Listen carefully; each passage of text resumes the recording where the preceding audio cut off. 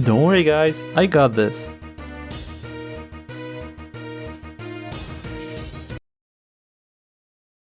Did we get him? Hello YouTube and welcome to my new challenge. I know it's been a while, but today's challenge is going to be quick, fun, and special. Wanna know why? Because you guys selected my team for this one.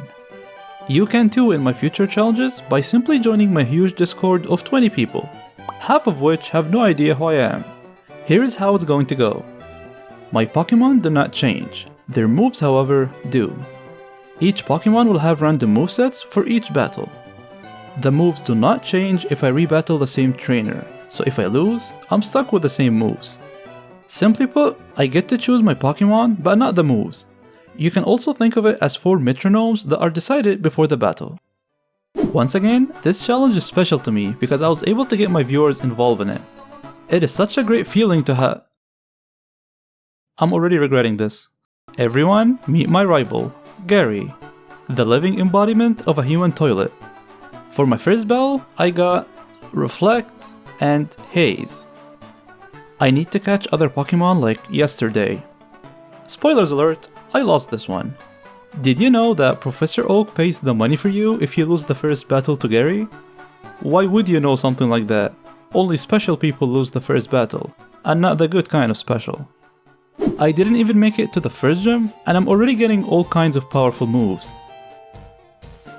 Since I quickly realized I can't beat this challenge if I rely on one Pokemon, I came prepared, and I now have 4 Pokemon. I now have 3 Pokemon. I start off with my level 6 Nightshade Pikachu. Let's all pretend that's a normal sentence and move on with it. Brook decided to counter me, and raised his defense as I kept dealing a fixed damage of 6. Anyways, he takes me out so fast, my Pidgey decided to switch out on its own. Don't worry though, because Pidgey knows Psychic. I have no idea what's happening, but I think I'm winning. The problem is, I was relying on Mankey to help me beat Brook, but the game decided to screw me over. It doesn't help that Charmander can only attack with Hyper Beam, so Pidgey is my only hope and I can't sacrifice it. That's why I switched to Mankey and tried to lower Onix's accuracy. This brings back terrible memories. But that actually helped, and I was able to lower its accuracy 6 times, which made it easy for my Pidgey to take it down. After our gym badge, things improve a lot. I get the running shoes, bought a flamethrowing Magikarp, I didn't get a single fire move on my Charmander, and this dead fish got a flamethrower. Got lost at Mount Moon, and managed to catch an Abra. Good news, he will no longer only know Teleport. Things go well with the rival. And next is Misty. I have a good feeling about... Alright, so here's what I did. I leveled up my Pikachu, realized it doesn't have a single attacking move versus Misty, cried a little, and then decided to start with Abra. Luckily, I didn't battle all trainers in case something like that happened. Turns out, Abra knows Transform versus Misty, so I'll try to use it on her Staryu. Good news, I was able to take down her Staryu. Bad news, she didn't heal it, which means Starmie gets the Super Potion. Now it's time for Pikachu. Even though Pikachu can't attack, it does know Toxic, so I have to get Misty poisoned here. If that fails, I lose. Next, I have to rely on my Pidgey because it knows Fake Out. I'll try to use it as often as possible and sacrifice my other Pokemon. It went better than I hoped, and Misty never got a chance to heal. I gotta say, I was excited to win with that Toxic Fake Out strategy. With that boost in confidence, we beat third rival, play with trash cans, and... Don't you know who I am? I have 400 subscribers. I make more in an hour than you make in 15 minutes. I'm gonna kick your ass. I once again focused on leveling up my Charmander, and once again it was a letdown, because its only attacking move are Giga Drain and Struggle. I didn't even know the game had that as a move. The rest of the team was not any better, but my saving grace is the Mankey, because it knows Earthquake, so I still have hope. I wonder what will happen if I face a trainer without any attacking moves, but what are the chances of that happening, right? I hate this game. I felt sorry for this old man, so I heard him out, because I'm a nice person. Also, we get a free bike, but it was mostly the nice person thing. I can't see shit! Porygon is one of the Pokemon requested, so we get the coin case and did what any normal child without supervision would do. Gambled. After a very long time, I just traded for it from another game, because life is too short. Next is Erica. Turns out I have an ice punching Pidgeotto. This was great, but it doesn't guarantee us the fight yet. I got a freeze on my first attack. It was a 0 turn freeze. I didn't even know that could happen. But I did get a crit on the second attack, so that was nice. I usually get paralyzed before her second Pokemon, so this is going really well for us. Tangela goes down in 2 hits, but her Vileplume takes us down. Luckily, Primeape knows Rock Slide, so that was enough to win us the battle. Next we get the Silphco, save the Mama Marowak that didn't want to be saved, save the old man that didn't want to be saved, battled a dead Snorlax, and then challenged the gym leader. I tested out my team's moveset and almost all my Pokemon were absolute garbage. But turns out my Kadabra knows Psychic. So, you like living, eh? Needless to say, that one is over. Since the next 3 requested Pokemon are Scyther, Kangaskhan, and Dodrio, I know where I'm going to spend Christmas this year. At the Safari Zone. I actually caught Scyther on my first encounter. Kangaskhan was... And now we have our team. I have some leveling up to do, and the next Team Rocket section is perfect for that. Once we're done, we challenge Sabrina. I checked my team and realized that I have a Dragon Dancing Kangaskhan with Tri-Attack and String Shot. I hope she got the weather channel, cause it's gonna rain hard on her. Her Kadabra likes to start with 2 Calm Minds. This gives me the perfect chance to do my own setup with 2 Dragon Dances. With her increasing her special defense, and I increasing my speed and more importantly my attack. Things are clearly not going well for Sabrina. Once I figured out my Kangaskhan's moveset, I was able to take her down on my second try. Man, Tri-Attack's animation is really cool. I felt sorry for her Pokemon. Next is Blaine, and that one was the hardest for me. I'm going to rely on a combination between Charmander and Porygon. That's because my Porygon knows Surf and Charmander knows Rain Dance. So, I start off with Porygon to take down his Growlithe. I then switch to Charmander to use Rain Dance. Using Rain Dance on Growlithe is actually easier, but it runs out by the time I reach his Arcanine. So I had to do it this way because now his Arcanine is a range. Things don't go as planned because even though I managed to beat all of his Pokemon, his Arcanine survives and Blaine gets a chance to heal it. It gets worse because only my Scyther outspeeds his Arcanine and he kills everything else. But just as I thought it was over, Arcanine misses Fire Blast and I get a chance to use Surf again, taking it down this time. Final gem. This one is also done in 2 parts. I need to put his Rhyhorn to sleep using Dodrio's Hypnosis. Then switch to Scyther who happens to know Billy Drum. It doesn't help that all of Giovanni's Pokemon have strong defense, but with Scyther's already strong attack stat, this actually worked out.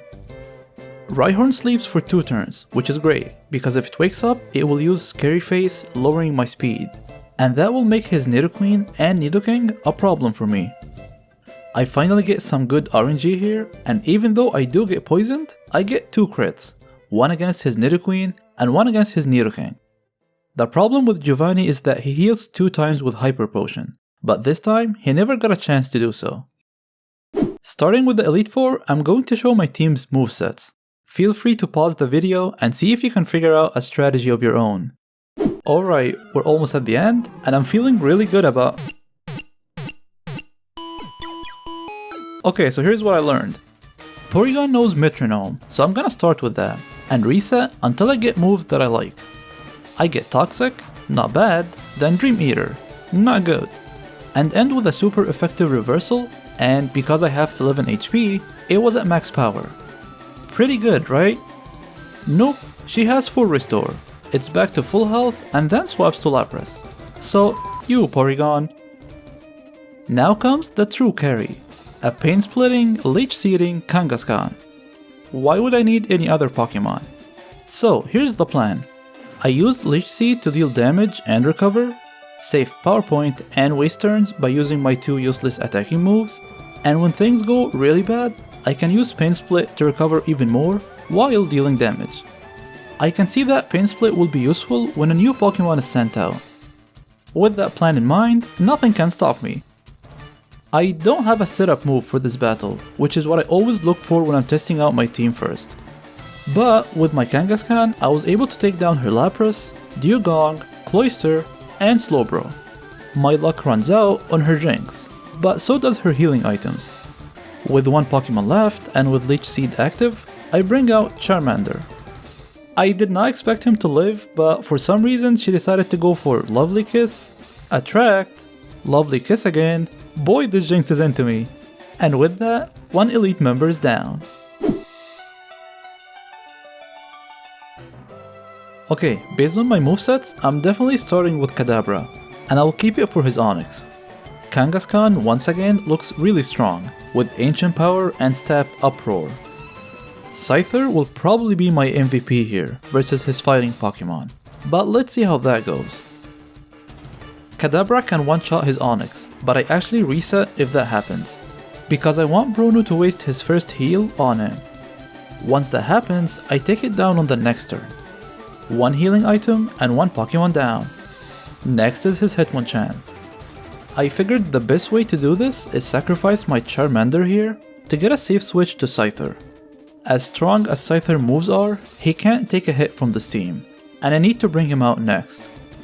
The only way I win is if he misses Rock Tomb, and because I outspeed him, I can take him down in 2 turns using Air Cutter. Machamp is next, and this is where I usually lose the battle. I try to get as much damage as I can because once again I outspeed him, and here is where I get really lucky. Machamp missed Rock Tomb, his Health Berry gets him out of healing range, otherwise Bruno would heal it, and he missed Cross Chop on my Kangaskhan. Only 1 threat is remaining, his Hitmonlee. And Dodrio finishes the job, and I even managed to get his Onyx poisoned before I go down. Apparently, you don't take recoil damage from Double Edge if you kill the Pokemon. Doesn't matter though, Kadabra can take it out with 1 Ice Beam, especially that it's poisoned. Now, if you thought Bruno was difficult, meet Agatha. I swear this was pure luck, but I got a Dodrio with Utter Sleuth versus a Ghost type trainer. I decided to start with Dodrio, and I gave my 2 leftovers to Dodrio and Kangaskhan. It gets better because Agatha likes to use Double Team with her first Gengar. Better yet, the AI doesn't detect that Utter Sleuth negates its high evasion, because technically it is still there, it just doesn't apply to my Dodrio anymore. In case you didn't know, Utter Sleuth ignores evasion increase and removes Ghost type immunity to normal and fighting moves.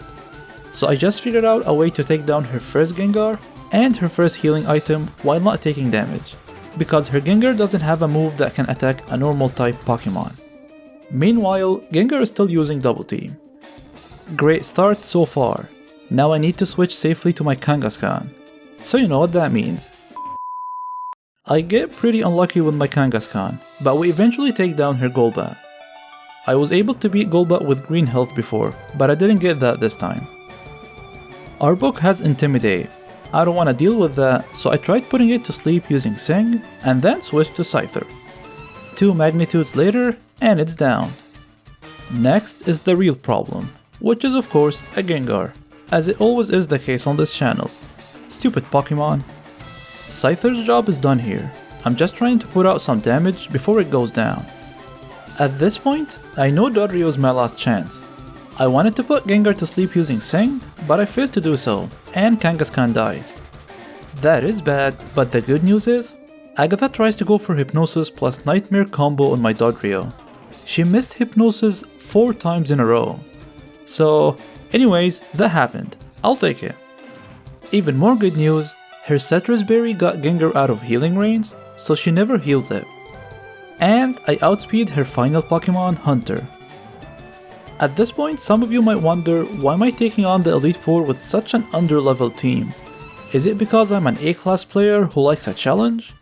No, it's because I'm too lazy to battle them all over again, so I'm definitely not doing that. Here are my team's moveset for Lance. I really did not think it was doable until I noticed Curse on Kangaskhan. Not the setup move that I would ask for, but at least there's hope.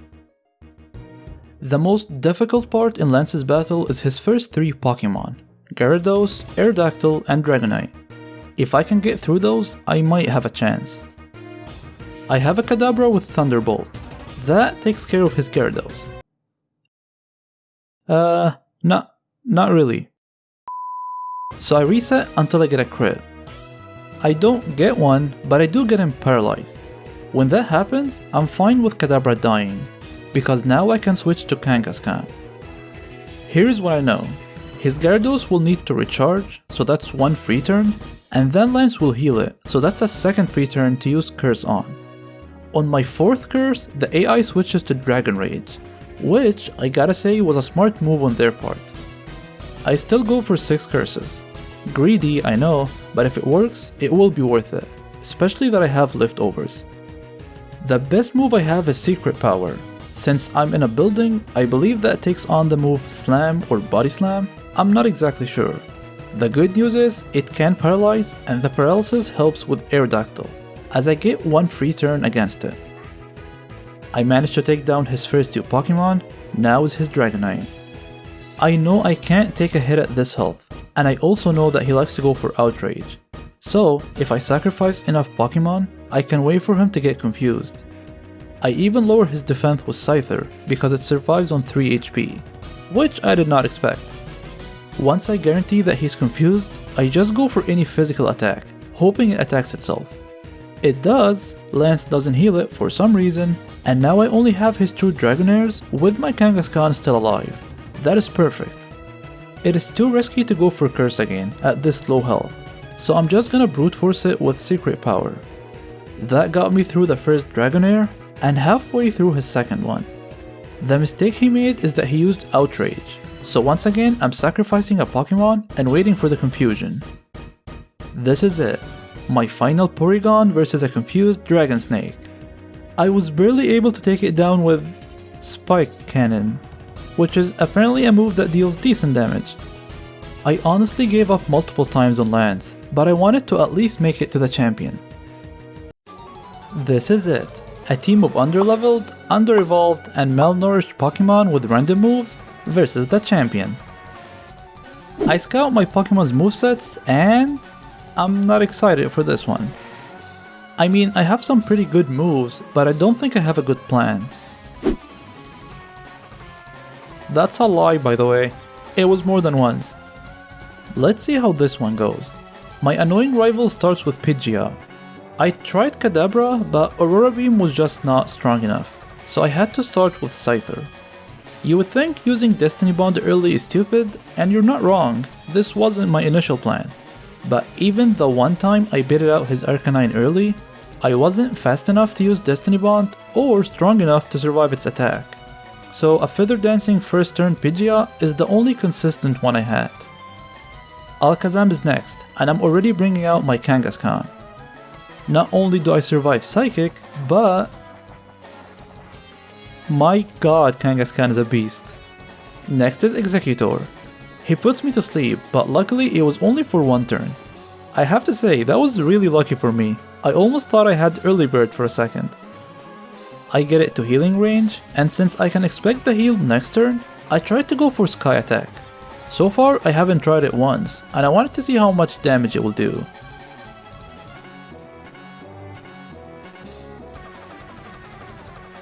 Damn! Needless to say, that has been my best attempt yet, and things are going well for me. Next is Rhydon, and he usually starts with Scary Face, so I decided to stay for 1 turn before switching out. This next part I learned by battling him multiple times. He often goes for Earthquake, so I have a chance to get a safe switch to Dodrio, who also happens to have Earthquake. The plan was for him to miss Rock Tomb. If that happens, he's actually in range to die from my next attack. But unfortunately he lands it, and I definitely don't survive that. We take him down next turn, only 2 Pokemon remaining, but those are his toughest 2 Pokemon. First issue, his Arcanine has Intimidate. I can't have that, so I need to switch. Nothing outspeeds his Arcanine, and the only Pokemon that can take a Flamethrower is Kangaskhan. This Pokemon is the MVP for this challenge. I actually take down the Arcanine in 2 turns. If he had survived, the rival would have healed him. Only Blastoise is remaining, and I'm running out of options. Kadabra dies in 1 hit, so my only hope is Porygon. I have 1 turn to get Blastoise confused before switching back to my last surviving Pokemon, Kangaskhan.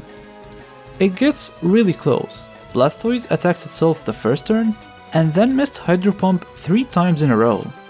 And then the game goes, F you random person, as Gary heals, I get flinched twice, run out of Earthquake, and lose the battle. What the hell just happened? This one is over, but I'm not done.